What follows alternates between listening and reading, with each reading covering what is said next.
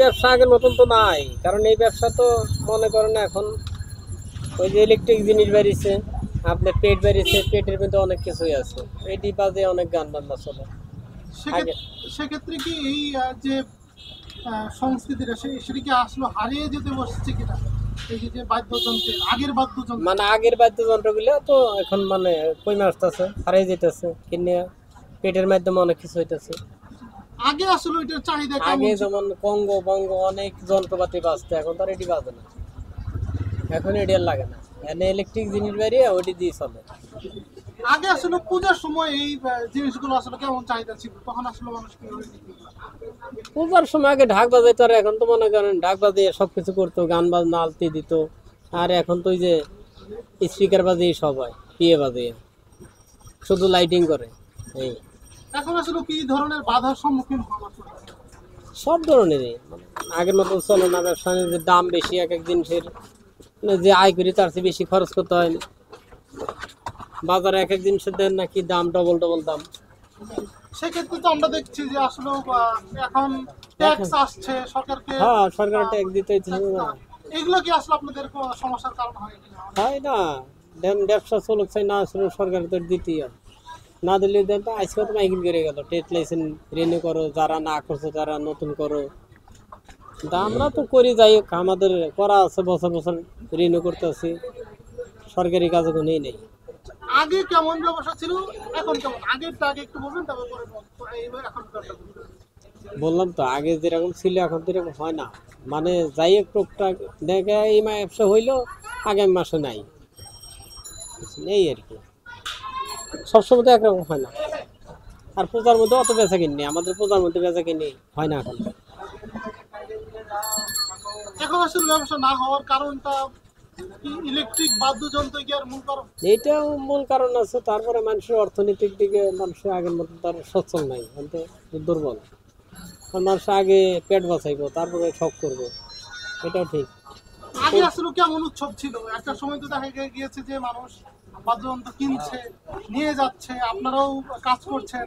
এখন আসলে কাজের ক্ষেত্রটা কেমন, কেমন মানুষের আনাগোনা সবকিছু? এখন কাজ আগের মতন আছে না, আবার একটু কম আছে, কিন্তু হইলে কি হবো, মানে আমাদের শ্রমটা তো বাড়ে নাই, জিনিসের দাম বাড়ছে কিন্তু আমাদের মজুরি বাড়ে নাই। একটা তবলা ছেলে আর 700-800 টাকা হাজার পাই, এটা সারাদিনে হয় না।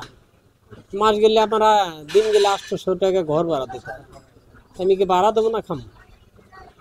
তাইলে এই পেশার সাথে আসলে কত বছর ধরে আছে? আমি এই ব্যবসা এইটা ধরে মোটামুটি আছি অনেকদিন ধরে। আনুমানিক কত বছর হবে? আমি কাজ শিখতেছি স্বাধীনের পর থেকে। 1971 সালের পরে থেকে। হ্যাঁ, মনে করেন 73 সালে থেকে আমি কাজে ভর্তি, অনেক 50 বছরের মতন হয়ে গেছে।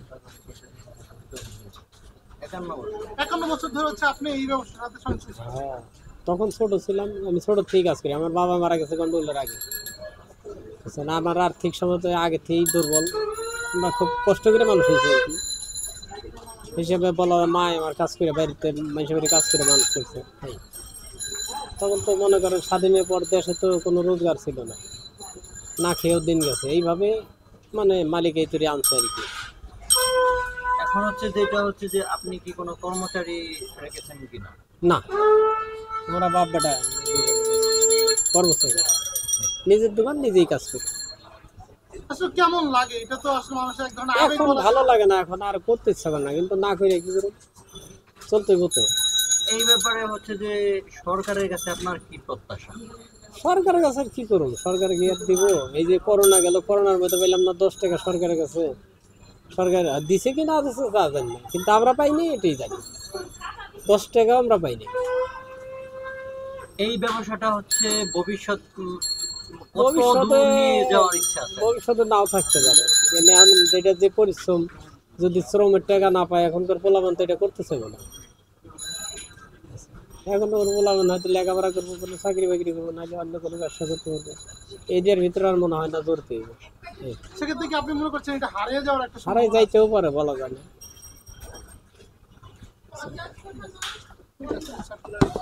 কাজ করে?